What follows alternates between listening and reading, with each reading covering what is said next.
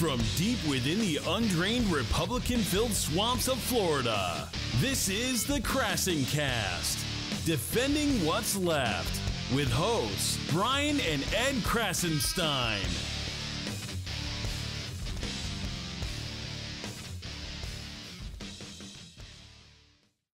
Welcome to KrassenCast. So how are you doing?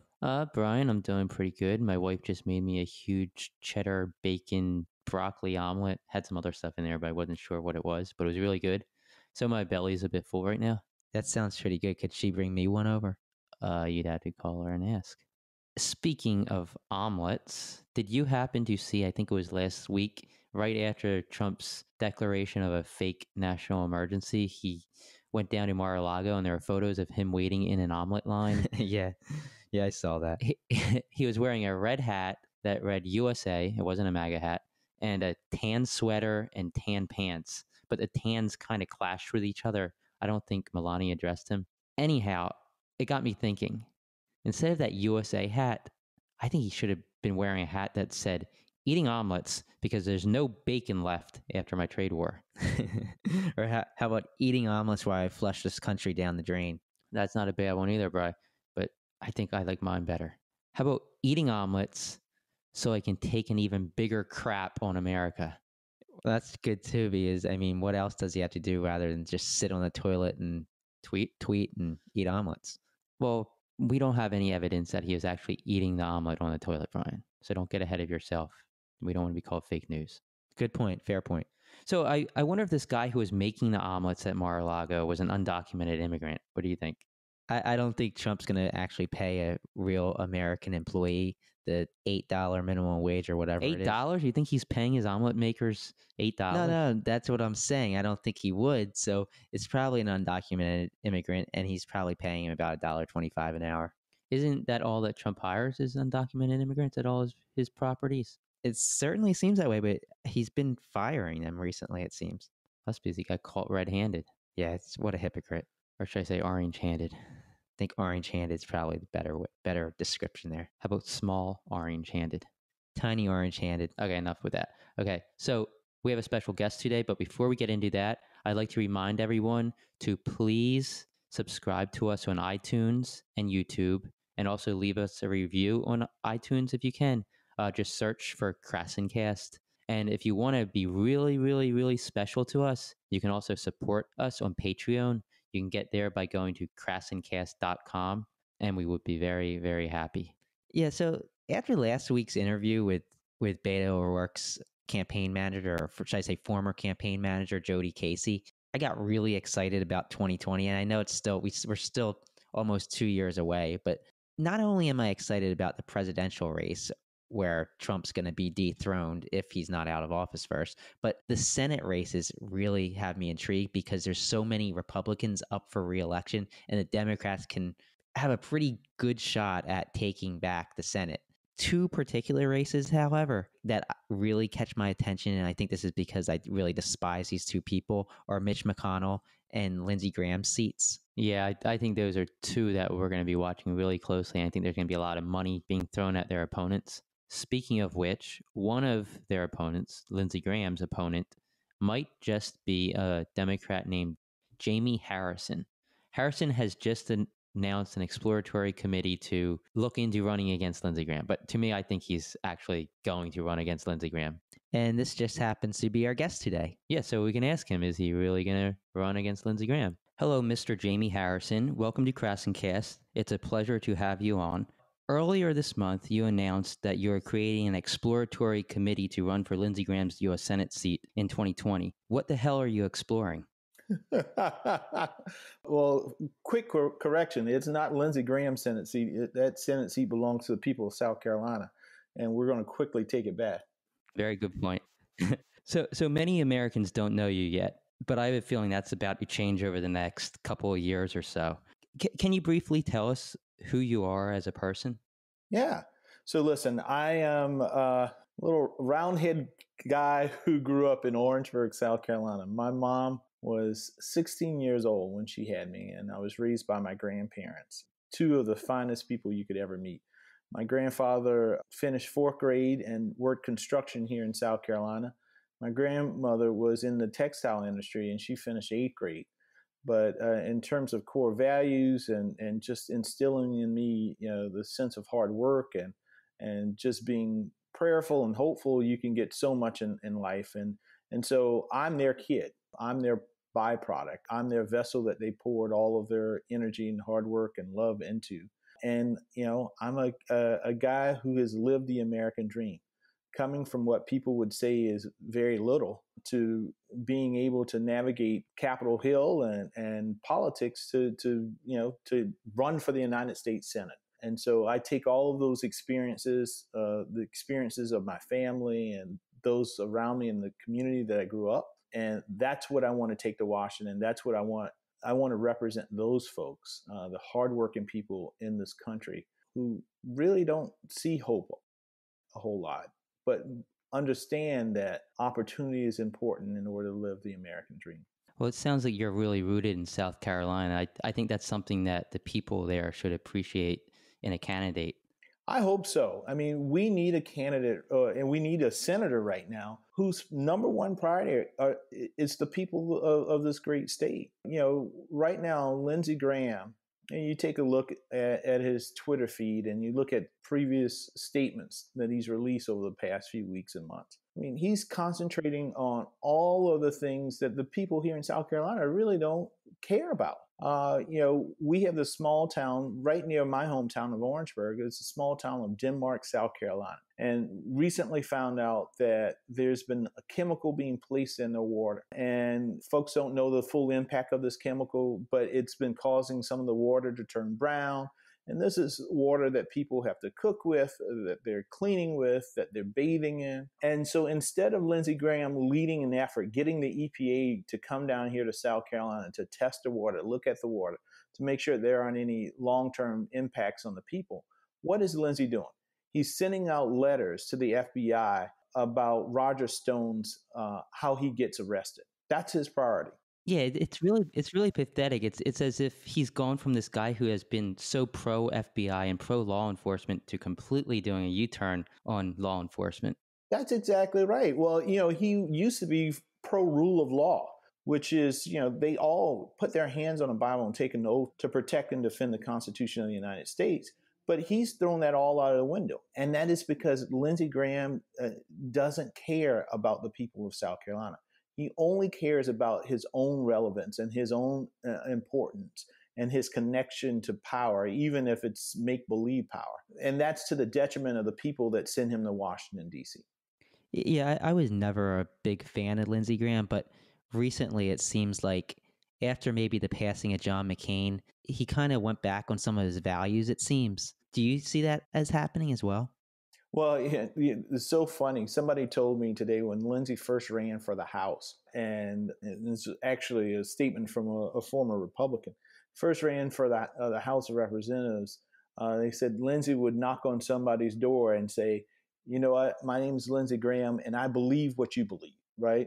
Had no idea what the person believed. But if that is what he needed to say in order to win, then that's what he did.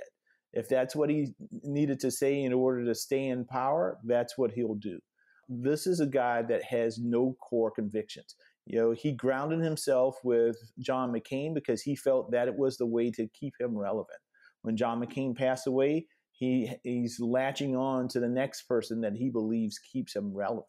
This is also the same guy that I'm told that would camp out at the White House all the time when Barack Obama was president of the United States. How in the world can you go from, in terms of his interaction with Donald Trump, how in the world do you go from calling somebody vowed, calling them a racist, xenophobic bigot, and now you can't wait to have tea time with them or get out on the golf course? That just says to me that you have no core conviction, and just like George Will said in his op-ed, you're a political windsock. That's a good point. It's as if he just wants attention for himself. That's it. He's on TV or has a microphone and television in his face every other day. I mean, this is a guy who loves being on television, loves hearing himself talk. And I just wonder, if you're on TV so much, why don't you just get one of these contracts with Fox News and you can be Sean Hannity's co-host? And let's leave representing the people of South Carolina to somebody that's serious about representing the people. Yeah, it'll probably be more lucrative too. Yeah. So a big issue recently has been Trump's declaration of the national emergency at the southern border. Lindsey Graham has supported this declaration. What's your take on the national emergency and your response to Graham's support? Well, I mean, Trump even said himself, it's not a national emergency. I mean, he basically said, I did it because, I didn't really need to do it at this point, but I just decided that I'm going to go ahead and move forward because they didn't give me what I wanted. That is not the definition of a national emergency. So what's going to happen is he will get sued. He'll go through the courts and it'll end up in the Supreme Court. And I think if any of these folks really believe in the rule of law, they will state what most people believe. This is overstepping the authority of the White House and the President of the United States. Congress has to step in as it relates to that. So Graham's been known to play golf with Trump. If you had the opportunity to go to Mar-a-Lago and play golf with Trump, what would you tell him?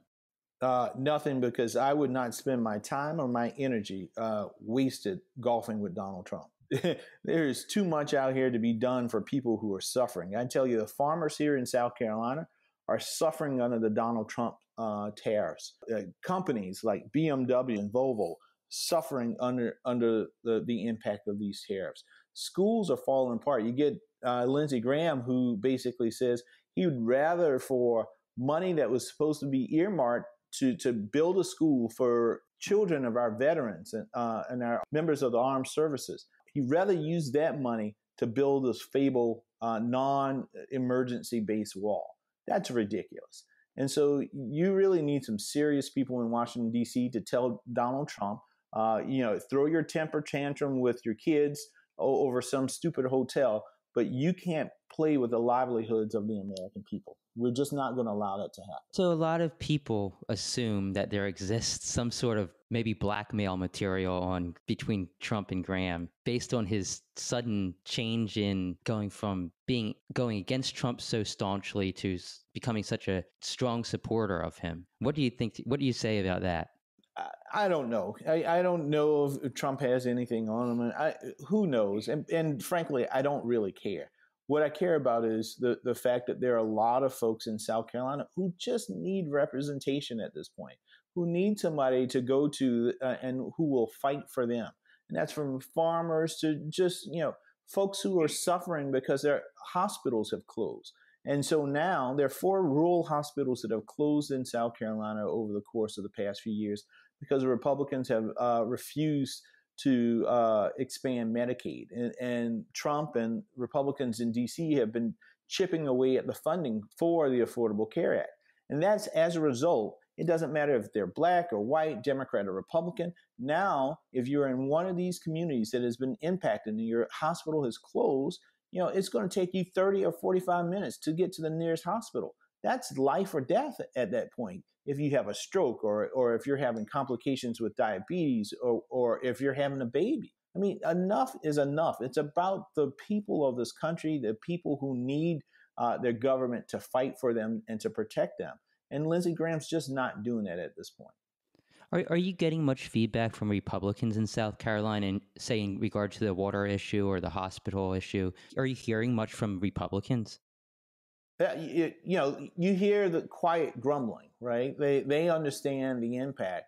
But the one thing that I can say Republicans are very good at is falling in line. But I think there's gonna come a time when there's a breaking point where they can't just be blind to the impact that this is having on the lives of people in the state. And I think we're getting very close to that point. But you hear a lot of grumbling all the time from some of my Republican friends who are talking about Trump. I can't believe he's doing that. I can't believe he just said that. Or they'll talk about Lindsey Graham. I can't believe that he's backing Trump up on this. This is so against who he has been. And in the end of the day, I think folks are going to say enough is enough. It's time for a change. And they're going to vote for that change in 2020. What do you think might spark them to come out of line and go against what's going on right now?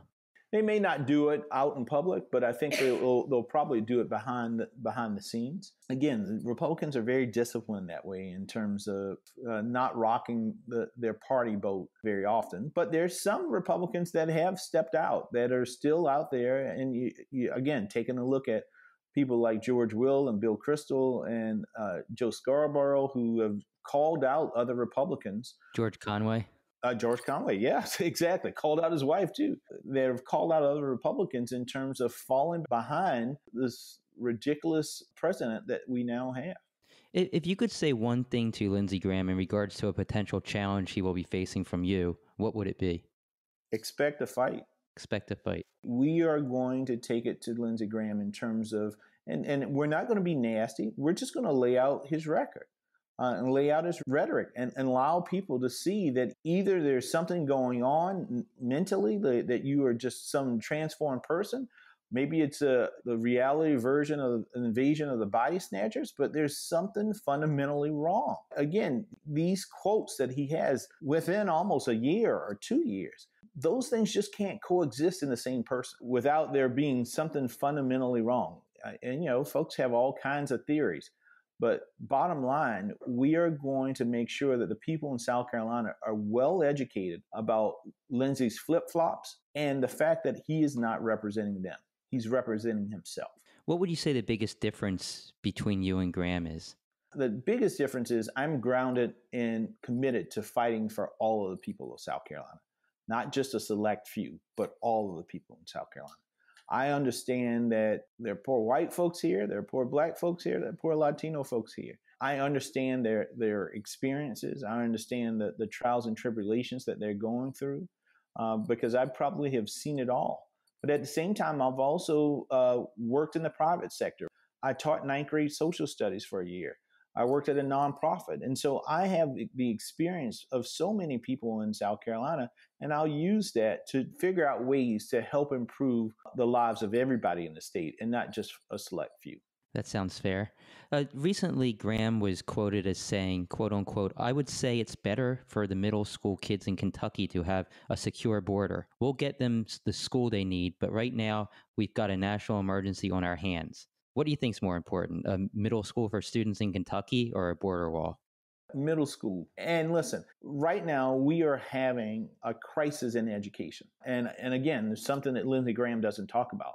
More and more teachers are deciding to step out of the classrooms to do something else because the facilities are bad, because they're not getting the support and the resources that they need, that their pay is awful. And we're seeing teacher strikes across the country. In addition, we're seeing that the infrastructure for our public schools are just falling apart.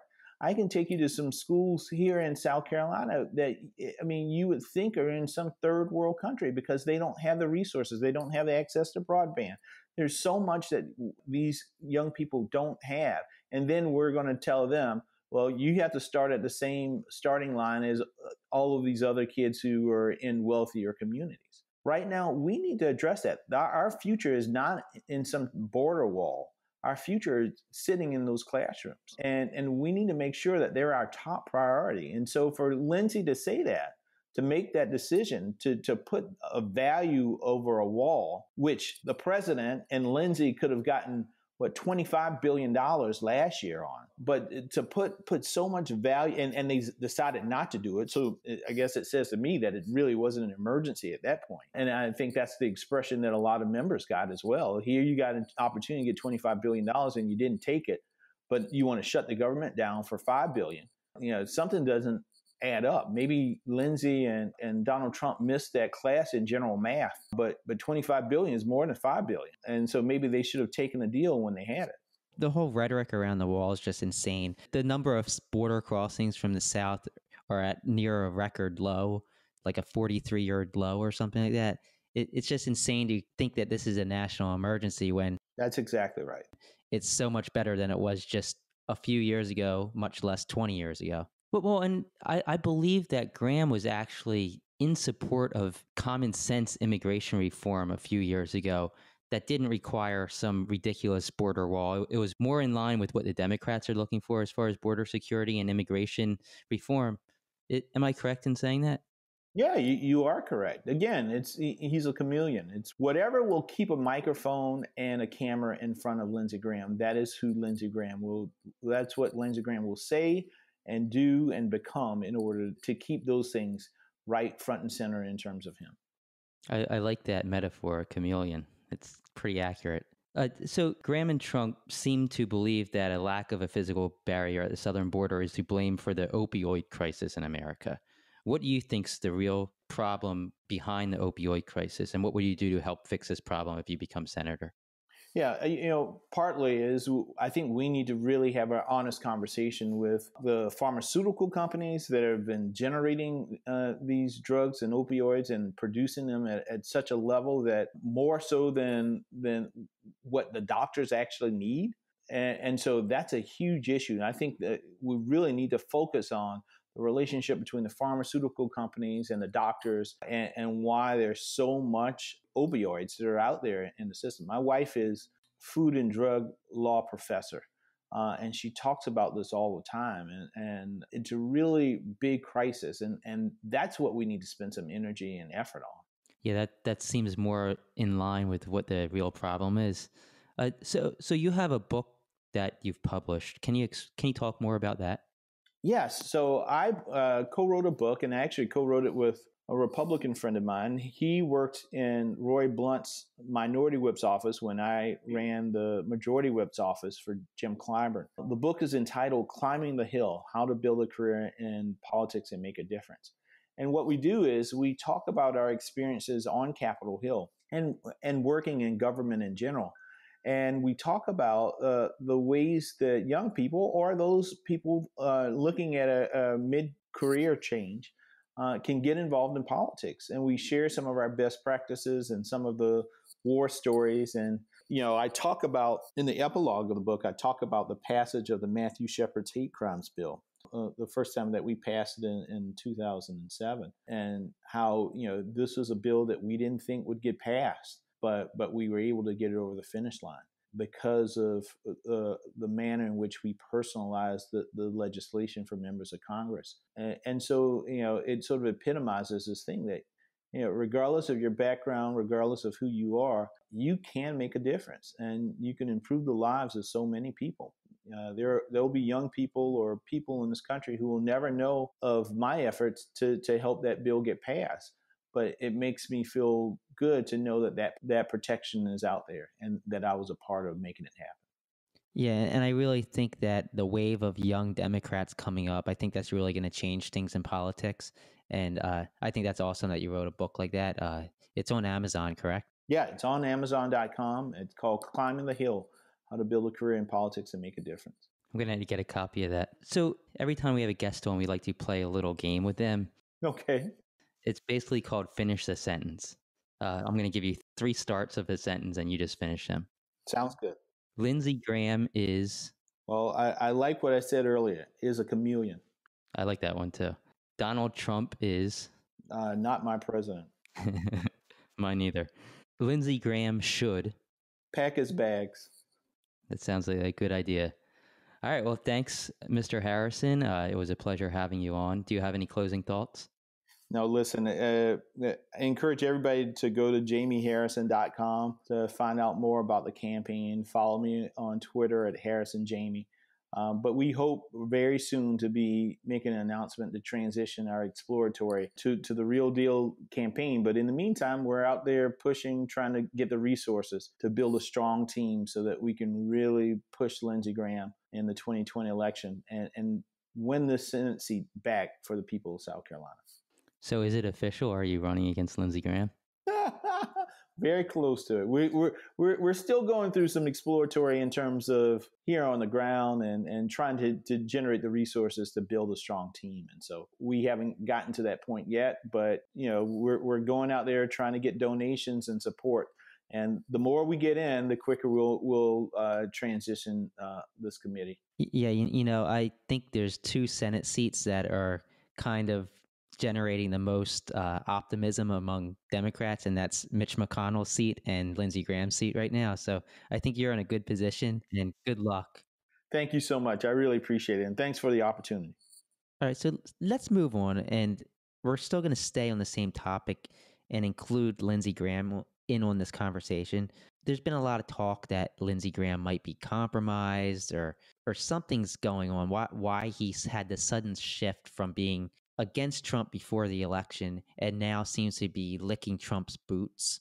Licking Trump's boots? Sucking up to him, if that makes more sense. Well, and we don't know he's compromised, but there's been people kind of talking about it. Yeah, we're not trying to start a conspiracy theory. We want to just go over some of the oddities here. One of the reasons why our democracy or republic, whatever you want to call it, has functioned so well over the course of the last 242 years is that we have three branches of government: the executive branch, which is the president, the judiciary branch, which is the court system, and the legislative branch, which is Congress. Now, what happens when the executive branch and legislative branches operate as one and conspire with one another while the judiciary is attacked, which is kind of what we're seeing right now? What happens is we get chaos. Although I'm incredibly optimistic that our republic will stand and we're going to learn from this fiasco and continue to flourish, I just don't think the architects of our Constitution realized or envisioned the mess that we'd have now. And if they did, maybe they would have taken more precautions. That's a really good point, Brian. Especially with a hostile foreign power holding influence possibly over not only the executive branch, but maybe some in the legislative branch. We don't know that. So is Congress compromised? I think that's what we want to kind of dive into. And once again, we're not starting a conspiracy theory. We're just looking at it and looking at some of the evidence that might point to suspicions that those in Congress might be compromised. Yeah, so like Lindsey Graham's abrupt turn, I mean, that's something to look into, wouldn't you say so? Yeah, before the election, Graham was one of Trump's biggest opponents, calling him all sorts of names, saying that he's unfit. But after the election, it's like night and day. Yeah, so let's call this the hypocrisy called Lindsey Graham. Is that a good name for this segment, at least for this subsegment? So if Lindsey Graham's integrity was made out of iron, Donald Trump is probably the magnet that has sucked it all away. Graham has held his Senate seat for the past 16 plus years. He has held onto this seat because generally he has been viewed as someone who has honor and integrity. I think most people would agree with that. Yeah, even Democrats could have probably agreed with that back before this Trump fiasco happened. Exactly. This was, of course, until Trump became president, and then things kind of switched soon thereafter. Since Trump became president, every ounce of Lindsey Graham's integrity seems to just have been sucked away and replaced with something not nearly quite as strong as that iron that the magnet sucked away. I like to call that something fear of Donald Trump. You know, some people say that Graham's demeanor changed after that October golf outing he had at, I don't know if it was Mar-a-Lago or New Jersey, but he had with Donald Trump. He went into the meeting pretty much a staunch opponent of Trump in many regards. And he came out of that golf meeting tweeting, really enjoyed a round of golf with President Trump today. And then boom, everything changed. Did he tweet boom? No, but I say boom. At KrassenCast, boom. Everything changed. So that's why people say, was it blackmail? Was it a promise that he made Trump? Was it a quid pro quo that the two men agreed to while playing golf? Did Trump simply just click with him on a personal level? We really don't know. We don't know what happened on that infamous day in October. Well, what about John McCain's death? It also seems after John McCain's death, Graham and McCain were friends. Things seem to change. The dynamic between Graham and Trump seemed to change. Yeah, that's true. But I think this golf outing was sort of a line that made old Lindsey Graham and new Lindsey Graham. They separated him down the middle. If you remember back in 2015 and 2016 and even some of 2017, Lindsey Graham had quite the message for Trump, or quite the messages for Trump. He would tweet stuff to Trump. He would talk to the press about Trump. And literally every single thing I found that he's had to say about Trump during this time span, at least in 2015 and 2016, was negative. For example, in 2015, he called Trump a complete idiot, saying he would quote unquote beat Trump's brains out if they were to meet in a GOP primary in South Carolina. Then he called him a showman whose policy positions are complete gibberish. You know, I really love the vintage Lindsey Graham. Yeah, I didn't know he actually said that. That was brutal at the time. I just wish we could have that Lindsey Graham back. Oh, the memories. Anyhow, move on. Again in 2015, Graham said that Trump was a race-baiting, xenophobic bigot, which I completely agree with. I love old Lindsey Graham so much. Yet last year, Lindsey Graham claimed that he never heard Trump make a single racist statement. Did he suddenly lose his memory? I mean, what the hell happened to him? At one point, I think it was in 2015 as well, Graham was quoted as saying, "He is shallow. He is ill prepared to be commander in chief. He doesn't know what he is talking about in terms of how our laws work." Today, Lindsey Graham buys all of Trump's legal accusations against the FBI, Hillary Clinton, and the Mueller probe, as if he's an expert on everything. Maybe he got abducted by aliens and they replaced his brain with a Trump family members. I don't know. Maybe they like copied Trump's brain and then inserted it into Lindsey Graham's head. Mind uploading. That's the future. Quite a lot to think about, Brian. So let's move on. In August of 2015, Lindsey Graham tweeted, "Trump has no idea what the world is actually like and is not qualified to be commander-in-chief." Not qualified is probably the biggest understatement I've ever heard when you talk about Trump being commander-in-chief. Wouldn't you agree? No, I just can't believe that anybody could use the word qualified in the same sentence as Trump, even if un's in front of it. So it gets even better. In August of 2015, he also tweeted to the GOP saying, "It is better to risk losing without Trump than trying to win with him." So Lindsey Graham he actually had integrity, and he actually cared more about America than about his own party. Yeah, a somewhat respected Republican here. Exactly. Then you move to 2016, and Lindsey Graham said that the GOP, quote unquote, should have kicked Trump out of the party, end quote, based on his ideas of forced deportation of Hispanics. And he elaborated in saying, quote unquote, "This is not about who we nominate anymore as Republicans as much as it's who we are. This is a fight for the heart and soul of the Republican Party," end quote. What the hell happened to old Lindsey Graham? Maybe the heart and soul of the Republican Party were also abducted by aliens and replaced with a harsher heart and soul.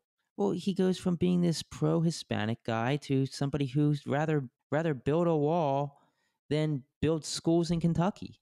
You know, it's just absurd, the change. So let's move on to another tweet by Lindsey Graham. In March of 2016, he tweeted, "I don't think Trump is a Republican. I think he would destroy the party I care a lot about." Then in May of 2016, Graham tweeted, quote unquote, "If we nominate Trump, we will get destroyed, and we will deserve it." Well, I think he is in the process of being destroyed, and they do deserve it. I'm thinking maybe Jaime Harrison's going to be the destructor here. Go Jaime Harrison. All right, so then during the campaign, Graham said that Trump is, quote unquote, the most flawed nominee in the history of the Republican Party. And then in July of 2017, Lindsey Graham said that if Jeff Sessions was fired by Trump, there would be, quote unquote, hell to pay. Then, of course, Jeff Sessions was fired, and Graham acted like nothing ever happened. Well, maybe that's what hell is to Lindsey Graham. Maybe nothing is hell. I don't know, but, you know, the guy seems to want attention, so maybe the nothing actually is the hell for him. That's very possible, Brian. Very possible. I like your thinking.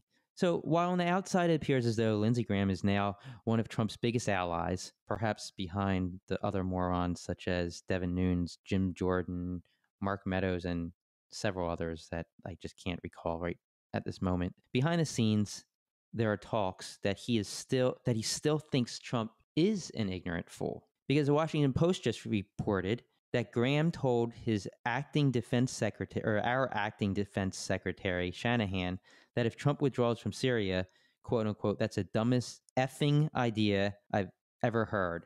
And I am now your adversary, not your friend."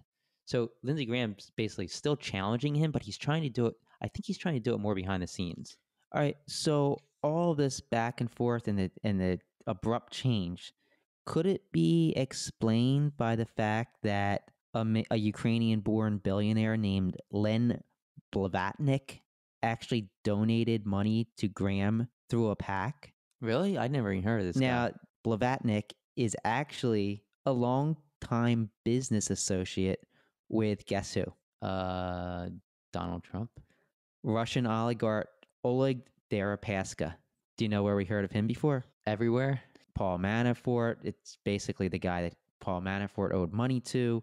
It was the go-between between Manafort and Putin, pretty much. And also, Blavatnik was a business associate of Viktor Vesselberg, who is also somebody. Both these men, Derek Paska and Vesselberg, are both being investigated by the Mueller probe and I believe the Southern District of New York. So they're paying Graham's campaign money. Is it possible that something nefarious is going on here? Possible, definitely. And by there, I'm saying Blavatnik is, but he's associated with these guys. Yeah, I mean, I think it's definitely possible, which I'm looking forward to see what the investigations turn up. So Lindsey Graham, let's just move on really fast. And because Lindsey Graham isn't the only one in the GOP who seems to have some sort of protection mechanism out for the president. You look at Mitch McConnell, right? In August of 2016, McConnell was told about the 2016 Russian election interference. Obama went to McConnell and he wanted to get him to sign a public statement, a bipartisan statement, basically condemning these attacks by Russia. Obama wanted to speak forcefully on a bipartisan basis to condemn these attacks on our democracy, but McConnell refused to sign Well, I mean, it. that would make sense. I mean, why not do that if you have nothing to hide? Not only this, but Mitch McConnell has on several occasions blocked bills in the Senate from even having a vote in order to protect the Mueller probe. So, I mean, if McConnell's not involved, and if he doesn't believe Trump is guilty of colluding or conspiring with Russia, then why not even allow it to come to a vote? Protect the probe. Protect the investigation that's going to show he's innocent, if you believe that. Well, at the same time, you got to realize that if Trump goes down, it's going to be a huge blow to the Republican Party. Yeah, but if these guys follow him down, it's going to be a huge blow to all of them at a exponentially more damaging rate. A bigly blow, as Trump would say. Bigly.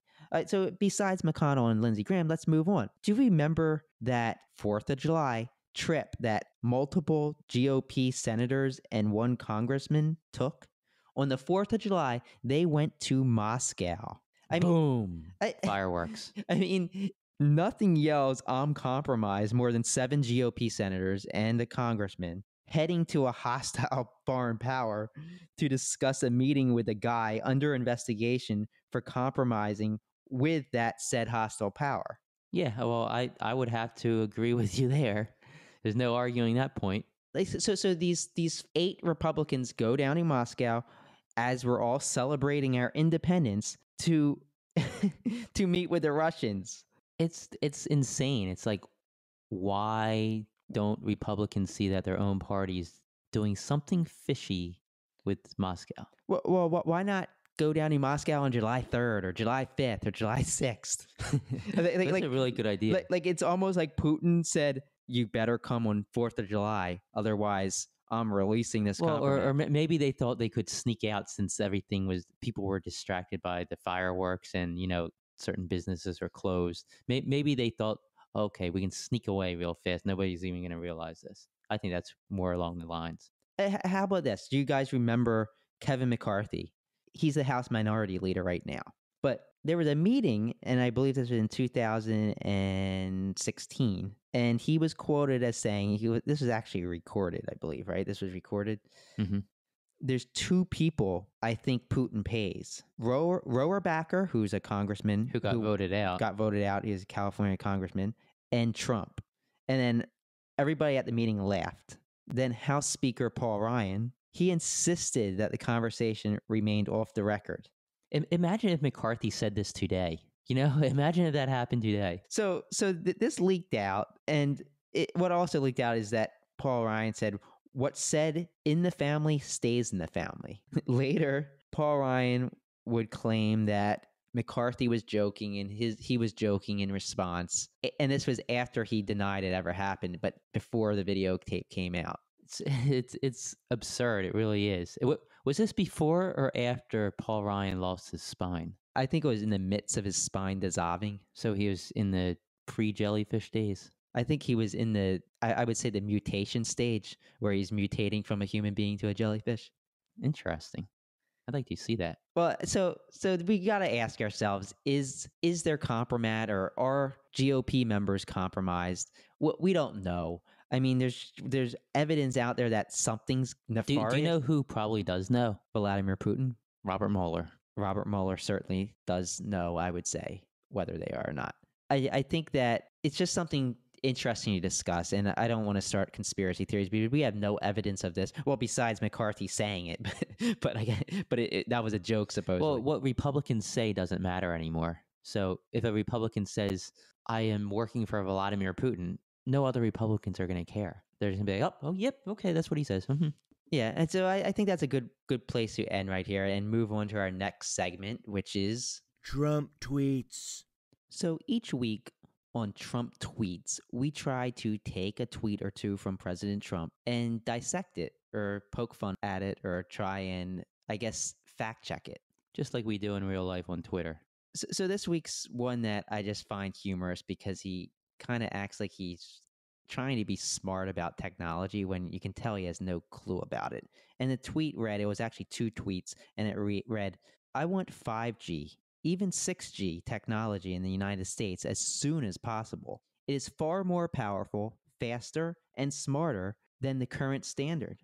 American companies must step up their efforts or get left behind. There is no reason that we should be lagging behind on something that is so obviously the future. I want the United States to win through competition, not by blocking out currently more advanced technologies. We must always be the leader in everything we do, especially when it comes to the very exciting world of technology." Oh God. So first of all, if you're not familiar with the 4G, 5G technologies, it's basically the generation of the cellular technology used in our smartphones. And right now we're using 4G technology, but 5G is on the cusp of being launched. I think Samsung, one of their new phones is going to be 5G compatible. And it's just more advanced technology to drive smartphones to higher bandwidths, higher rates of transfer, all sorts of cool stuff that's going to lead us in the future. But every generation usually lasts about a decade. Like 3G launched in 1998, 4G launched in 2009, and 5G is launching in 2019. So it's about 10 years in between each generation. So 6G will be sometime around 2029, 2030. And that would be when maybe Ivanka's president? Yeah, don't say that. So Trump's acting like this 6G technology, we can push it forward. It doesn't work that way. We're working on 5G technology. American companies are working on 5G technology. And it's going to be a decade before 6G is available. The president's not going to push forward 6G technology. I'm surprised he didn't say, "Oh, I'm going to go skip 5, 6, and 7G, and let's just go right to 8G. If he wants to be at the forefront of this technology, maybe he should be taking care of infrastructure in this country. And instead of focusing money on building a stupid, useless wall at the southern border, perhaps he should actually be focusing on helping build up technology and infrastructure for technology in America. And, his FCC recently got rid of net neutrality. And net neutrality protected Americans. It protected the speed that we get from our internet service providers. Now, without net neutrality, ISPs and large corporations can simply slow down certain websites, certain applications. They can control that. So he's kind of contradicting what he actually just did as president. Yeah, I mean, 5G and 6G technologies will be increased speeds. That's one of the main increased bandwidth and speeds. That's one of the main benefits of these new technologies coming out. So what he's doing with net neutrality is doing the exact opposite of what he's saying American companies must step up their efforts for. And it's not really American companies that have to step up their efforts for 5G well, and 6G. Even if so, it's like if you're telling American companies to step up their efforts, why don't you just leave those regulations in place that sort of made sure that they could keep everybody at these higher speeds. Yeah, so that they can't throttle certain viewers or certain websites. If you go YouTube, maybe they'll throttle you or whatever, you know? It's just more control that these large corporations have over Americans. Yeah, so the president has no clue what he's talking about when it comes to technology. And I think you know that by the fact that he is letting solar technology go to China. This is probably the future industry of energy. Yeah, and propping up coal. Exactly. Coal and oil, and he's not focused on wind and solar energies. It's just absurd that he can tweet something like that. But then again, so's most of his other tweets too. All right, so let's move on to our next segment. Unhinged attacks. So each week for Unhinged Attacks, we focus on letters, tweets, emails, etc. that we get from people who simply don't like us and provide us with unhinged attacks. Brian, I think you can explain this a little better about what happened to both of us last week. Yeah, so we both got letters in the mail last week, and this isn't the first angry anti-Semitic letter we've gotten, but my letter read, "I hope I never see you or your incest Jew brother on the streets of Fort Myers. You two basement-dwelling, internet-sucking Jews are a disgrace to Jews, your family, and your country. I feel so bad for your wife and kids. You are filled with so much hate. Watch your backs." So I would say that is a threat. We're filled with hate. We're filled with hate. Where do we start?